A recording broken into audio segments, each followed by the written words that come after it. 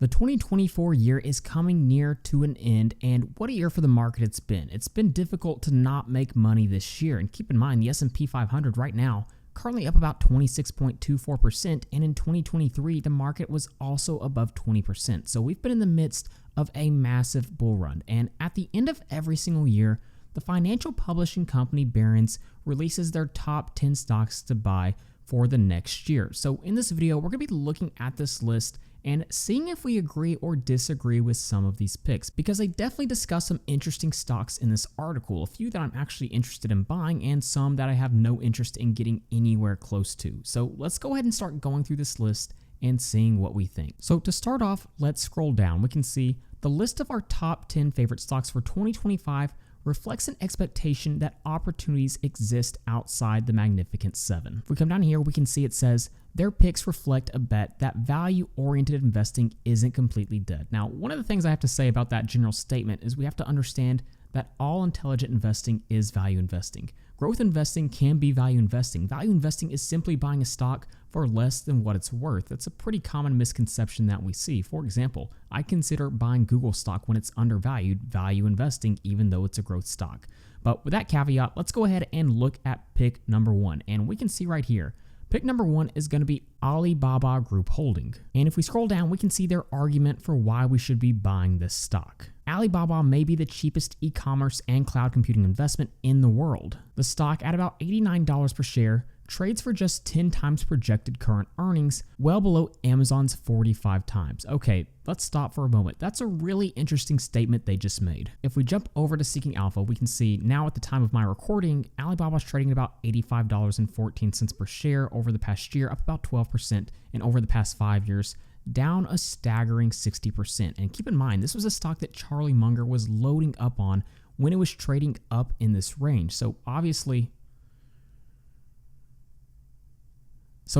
he did agree with Barron's. Now, the argument they're making is on a price to earnings basis. When they compare this company to Amazon, it's way undervalued. Come over here, look at the price to earnings for Alibaba, just 9.46. And if we look at the growth expectations when it comes to earnings, let's scroll down, look at this. They're projecting double-digit growth for the next couple of years. Now, when we look at Amazon, who they're comparing Alibaba to, we can see a price to earnings multiple of 43.85. So obviously, you have to pay a lot more for the earnings you're getting with Amazon stock. And that's their argument. They're saying Alibaba is very undervalued compared to Amazon. And at first glance, that's true, but we'll come back to that in just a moment. Look at the other argument they're making. It also sits on around $50 billion of net cash, or about 25% of its market value.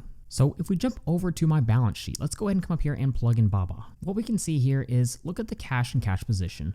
Currently sitting about $183 billion. So yes, Barron's is right. The company is sitting in a rich financial position. And if we jump over to the stock screener, let's go ahead and compare Alibaba to Amazon just like they are. We'll plug in Baba right here and this data will load in. And like always, if you'd like to be able to download any of my spreadsheets and also get access to the ticker data add-on in Google Sheets that allows you to automatically import stock financials straight into your spreadsheet, then you can head over to tickerdata.com at the link in the description. But if we come over here and look at the multiples valuation model, let's go ahead and zoom in. Let's go ahead and plug in Amazon and compare Amazon to Alibaba. And so what we can see is if we apply the same price to earnings multiple of Amazon to Alibaba, the intrinsic value would be $1,634, way off from the current share price. So why is there such a disconnect for a company that's so cheap when growing earnings so fast? And the answer is, it's pretty straightforward.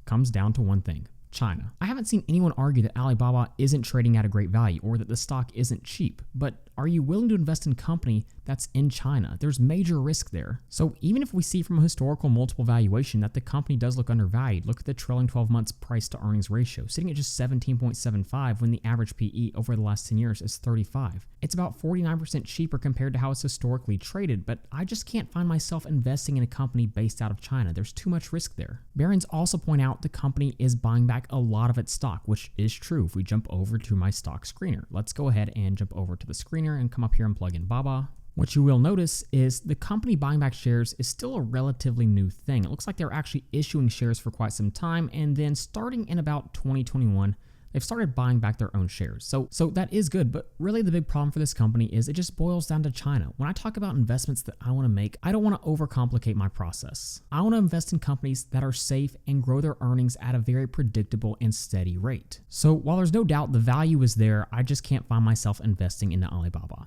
Now, if we move on to their second pick, we have Alphabet, also known as Google. They argue that Alphabet should be able to fend off competitive and regulatory challenges, and the huge spike up we've seen from Google was due to the development of a quantum chip with enormous computing power. And investor Bill Ackman recently called Alphabet one of the greatest businesses in the entire world. Now, if we look at Google over the past year, they're up about 37%, which sounds great, and it is great, but sentiment around Google stock was actually pretty bad for much of the year.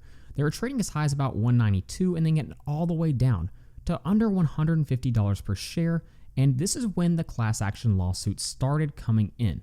But as I've talked about on the channel before, it looked very doubtful that anything would actually ever happen because of these lawsuits. And when they announced the news of the quantum computing chip, the company started to jump up almost overnight, and it's all the way up to $196 per share. So no doubt, I felt the company was trading at a good value at these prices right here. And you can see right here, I even made a video on it about a month ago discussing this. But Barron's is stating it's still a great pick for 2025, and here's one of the key reasons that they give. The stock trading at $195 is still the cheapest of the Magnificent Seven. The stock trading at just $195 is still the cheapest of the Magnificent Seven, trading for just 21 times projected 2025 earnings. And that's compared to 25 for Meta Platforms and 30 for Apple and Microsoft. So let's go ahead and plug that in to the multiples valuation. Take a closer look. If we come back over to the stock screener, come up here, let's plug in Google, and then we'll jump over to our multiples valuation, and let's plug in Meta. Let's plug in Apple, and then let's go ahead and plug in Microsoft as well. What we can see is we come to an average PE ratio of about 35, and if we applied that same average PE to Google, we come to an intrinsic value of $267 per share. And if we look at it from a historical multiple valuation, again, Google looks to be about 13% cheaper than how the company has historically traded. So when it comes to this one, I actually do agree with Barron's. I think Google is still a pretty decent opportunity even after the run-up in its share price. Now, if we look at the third pick here, this is one that's really interesting, one I've been studying quite a bit more lately, and that's ASML Holding. And this is a company based out of the Netherlands, and they specialize in making lithography machines that allow the production of high-performance chips used in smartphones, PCs, and data centers, which can cost $200 million or more. Now, what makes this stock so attractive for many people is ASML has virtually no competition in its high-end EUV machines, which use extreme ultraviolet light, and that's made it Europe's #2 tech company behind only Germany's SAP. Now, if we look at this company over the past year, they're down about 5.46%, but look at just the last 6 months, down 28%, and this came after the most recent quarter's earnings when they announced bookings were far lower than expected and they actually decreased their 2025 guidance. Now, this company is undoubtedly expensive. Look at the PE ratio sitting at 35.66. But we have to remember, PE ratio by itself does not tell us enough about a company because it doesn't indicate what type of growth we're going to see from the earnings. So for example, if we click on earnings and look at the earnings estimates for this company, after the poor year they're going to see this year, analysts are expecting above 20% earnings growth for the next 3 years and double-digit growth moving forward through the next decade. And this is a company that's poised to take advantage of the surge in the AI market, in the semiconductor market. And this is also a company that grows their dividends at a very, very high rate. If we jump over to my dividend breakdown sheet, I've already plugged in ASML. The starting dividend yield is close to just 1%, but look at how fast they've been growing that dividend. The 10-year dividend CAGR sitting at 23.2, in the 5-year at 13.6, and management has stated in their recent investors presentation they will continue to reward their shareholders with a growing quarterly dividend. So this won't be going away anytime soon. So again, this is one that I actually agree with Barron's. The company's gotten beat up quite a bit this year, but there is massive growth potential moving forward, and you'll also be able to enjoy a growing dividend payment along with it. And the fourth pick is what I would call a safe one, and that's going to be Berkshire Hathaway, who has CEO Warren Buffett, one of the greatest investors all time. Now, they start off by saying he's made mistakes this year. It's a pretty interesting statement. He did slash Berkshire's Apple stake by about 2/3, and Apple has been soaring over the past year. If we come over to Dataroma and look at the moves he's been recently making, we can see right here, Apple.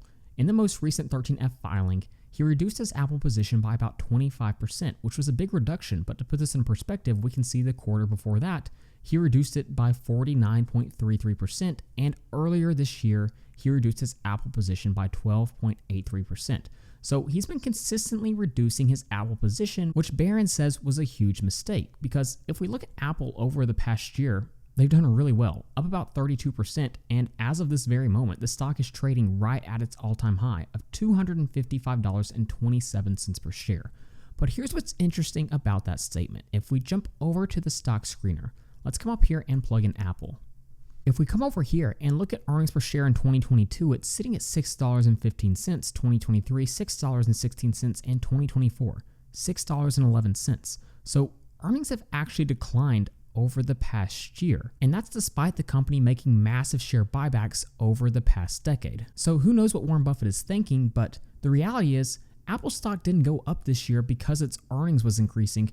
It went up purely as a result of multiple expansion. Now, you can argue that Apple does deserve or warrant the multiple that it's trading at. I mean, look at the return on invested capital over the past 4 years. It is pretty remarkable. But it is an interesting statement to say that Warren Buffett made a mistake with a company who has slowing earnings. But regardless, Berkshire Hathaway is tested and true. It's done very well throughout the decades. And we have to keep in mind, it owns a lot of private companies that we typically don't discuss as much. Now, the fifth pick is going to be Citigroup. And I have to be honest, I wasn't really expecting a bank stock to be on this list. And if we start to dig into this, we can see Wells Fargo banking analyst Mike Mayo sees the company hitting its financial targets and boosting its return on tangible equity to 11% to 12% in 2026 from 7% so far this year. And he said, Citi is my dominant number one pick for 2025. No other bank comes close. And that's a pretty bold statement. Now, over the past year, Citigroup has done pretty well. The company's up close to about 36%, and year to date, we can see up about 36%. And if we jump over to the stock screener for this company, let's come up here and plug in Citi. All the data will load in, and we can see the past 3 quarters, we're starting to see earnings per share decline, and in 2023, it came in at $4.10. But analyst Mike Mayo says things are changing, and he thinks he can expect $10 a share in earnings by 2026, which will be up from $7 projected in 2025. And he even thinks the stock can double over 3 years. So it looks like he expects earnings per share to get back to about $10 per share, which it was in 2021. And if we zoom out just a little bit, we can see in 2021, the company was trading as high as about $77 per share. Now, keep in mind, this one's also a pretty big dividend payer. If we jump over to the dividend breakdown sheet, I've already plugged in Citi. The starting dividend yield is sitting at about 3.12%. So you will be getting pretty nice dividend payments with this one. Now, stock number 6 is Everest Group. And this company is trading at just 6 times 2025 earnings, making them on a price to earnings basis one of the cheapest stocks in the S&P 500, and that type of valuation is typically associated with troubled companies, but Barron states that Everest is the 4th largest global reinsurer with high returns and impressive growth in recent years. Now, the share price for this company over the past year has been pretty choppy, but it's up about 2.3%, and if we look at them year to date, up about 1.6%. And this is another one that does pay out a dividend. If we come up here and plug in EG, what we can see is the starting dividend yield is about 2.16%. The dividend growth has been pretty good over the past decade at 9.25%, but has slowed down over the past 5 years. But the best part is they use very little of their capital to pay out dividend, but that actually does make sense because they're a financial stock and they're an insurance stock. So they have to keep their balance sheet very, very healthy. So if we jump over to our balance sheet breakdown, let's come up here and plug in EG. What we can see is, again, because it's an insurance company, a very strong cash position with a current ratio at 12.63 and a debt to assets ratio of 0.06. And one of the things that is also worth noting is I put some information together on the top 50 most frequently bought dividend stocks by super investors over the past week, and we can see super investors seem to be very bullish on financial services stocks, so that is interesting. Now, stock number 7 is one that I actually added to my personal portfolio this year and have been excited about for quite some time, and that is Louis Vuitton, stock ticker LVMH. And this stock has seen flat sales for the first 9 months of the year because of weakness in China, its most important market. Now, historically speaking, I've liked the growth that I've seen from this company.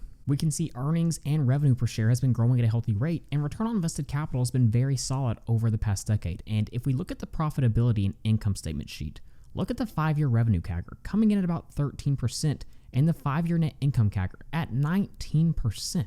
And one of the things I absolutely love about this retailer is the phenomenal margins that it has because of the luxury goods that they sell. Look at the 10-year average gross profit ratio coming in at 66.2, and last year it was even better, coming in at 68.8. Now, this stock has been hit pretty hard over the past year. It's down almost 20% now. And if we look at them year to date, we can now see down about 19.3%.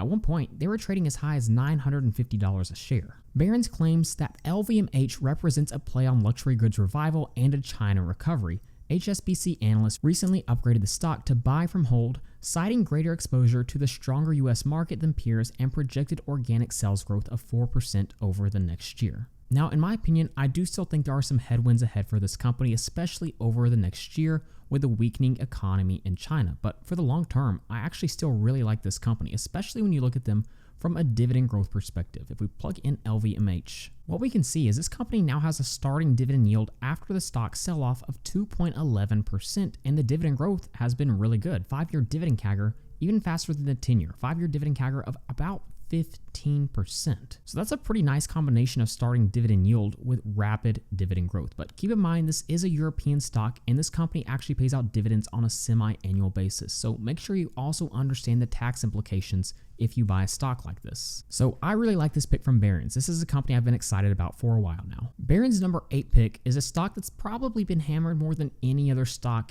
on this list in the past year, and that is Moderna. This is a company, mRNA, that's down over 59% in the last year. So this is a sell-off that's been going on for quite some time now. And one of the things we have to point out, even after this huge sell-off, it still has short interest of about 10.61%. There is a lot of institutional investors currently betting against this stock, not something I like to see. Now, anytime we talk about a healthcare or pharmaceutical style stock, one of the things you always have to look at is the pipeline. What does the product pipeline look like? And this is what Barron's talks about for just a moment. It has a diverse pipeline, including cancer treatments in conjunction with Merck and respiratory vaccines like a flu-COVID combination. It is also expected to be sitting on $9 billion of net cash at the end of the year, equal to just over half of the company's market value of $16 billion. And like most companies in their industry, they spend more than $4 billion annually on research and development, so they have to invest heavily back into the business. So this is a pretty interesting pick from Barron's, and I'm not quite sure that I can get on board with it, but if we look at it from a free cash flow perspective,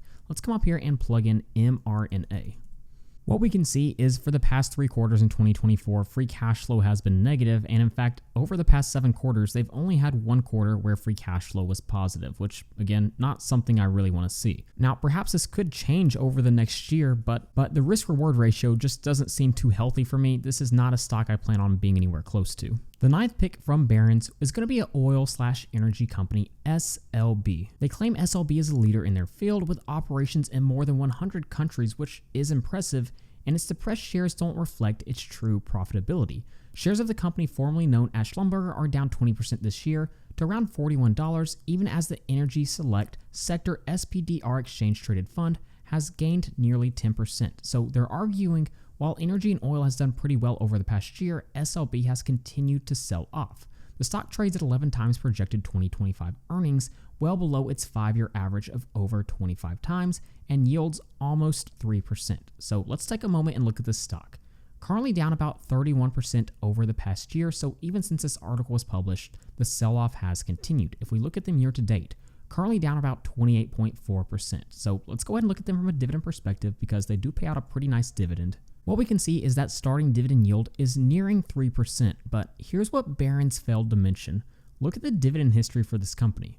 This does not look like the type of dividend history that I want to see if I'm buying a stock for the dividend income. Like most energy stocks, they did reduce that dividend payment in 2020, and it still hasn't recovered to its pre-2020 levels. If I'm going to be buying a stock for the dividend, not only do I want to see high levels of dividend growth, but I want to feel confident regardless of economic conditions, the company's going to be able to continue to pay out those dividends and not have to reduce them. Now, the other thing we do have to understand typically about oil and energy companies is that these are companies that are very cyclical. For example, look at the way earnings per share has fluctuated over the past decade. It's had a few periods where it's up, down, up, down, up. That's just the reality of these types of companies. They're heavily correlated with the change in price of oil throughout the world. Now, from a valuation perspective, they claim SLB is relatively cheap. Let's see if that's the case.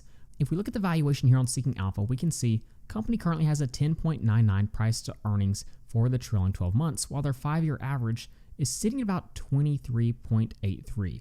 Now, I do have a little bit of a problem with using this as a valuation in this scenario because, again, The earnings for companies like this are so cyclical and don't have any predictability really whatsoever. So valuation with these oil companies becomes very difficult. Now, that's not to say the company can't be undervalued and can't have a good 2025, but as for me, this is a company I would stay away from. And then the last stock on Barron's list is going to be Uber Technologies, and this is a stock that's fallen 30% from its October peak to a recent $62 per share as investors worry that robo-taxis may bypass the Uber network after Alphabet unit Waymo, a leader in autonomous driving, said it would launch its autonomous vehicles in Miami in 2026 without a mobility partner. But Barron's claims that these concerns seem overblown. Uber remains the dominant ride-hailing and food delivery service with over 150 million users, so the ecosystem is really large already, and they're providing robo-taxi operators access to a huge customer base. And Bank of America securities analyst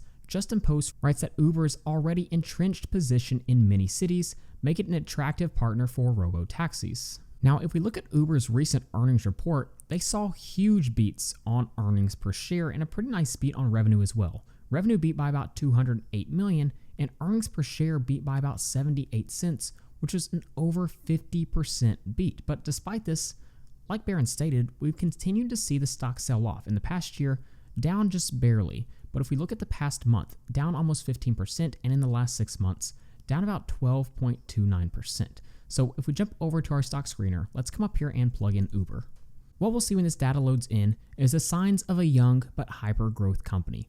Not really profitable yet, but revenue's growing at a pretty rapid rate. The company's issuing shares because they're trying to grow at pretty much any means possible. But if we go ahead and jump over to my profitability tab, let's come up here and plug in Uber. What we can see is a 5-year revenue CAGR of 27% and a 5-year net income CAGR of about 13.6%. For a company this young, there's definitely still a lot of unknowns, but if you're a big believer that they do have an economic moat, then this could be a good pick, but it doesn't really fall into what I would call my investable universe. So there you go, those are Barron's picks. Again, there's a few on this list that I do think would be pretty good opportunities in my personal scenario. Now, if we look at how their picks from last year performed, it actually severely underperformed the market. Look at this, the average return, when you look at all of them, was about 11.4% compared to the S&P 500, coming in at about 30.7%. And in reality, this underperformance was due to a pretty poor pick when it came to Hertz Global. This is a stock that was down about 55.7%. So I'd be interested to hear what you think of these top 10 picks from Barron's for 2025. Go ahead and let me know what you think in the comments down below.